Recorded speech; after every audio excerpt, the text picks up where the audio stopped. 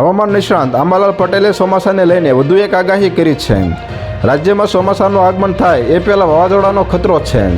અરબ સાગરમાં મોટી હલચલ દેખાઈ રહી છે। 8 જૂનથી અરબ સાગર હિલોળે ચડી શકે છે।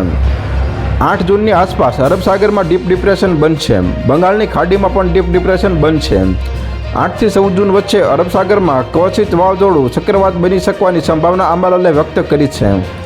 અંબાલાલ પટેલની આગાહી મુજબ 13 થી 16 જૂન વચ્ચે ગુજરાતમાં ચોમાસું દસ્તક દઈ દે છે। રાજ્યમાં ચોમાસાની શરૂઆત તેજ ગતિના પવન સાથે થશે। 17મી જૂનથી તેજ ગતિના પવન સાથે ધોધમાર વરસાદ રાજ્યના મોટાભાગના વિસ્તારોમાં થશે। જૂનના અંત સુધીમાં વાવણી લાયક વરસાદ પડી જતાં ખેડૂતો વાવણી કરી શકશે। આ વર્ષે ચોમાસું સારું રહેવાનું પણ હવામાન વિભાગ દ્વારા જણાવવામાં આવી રહ્યું છે।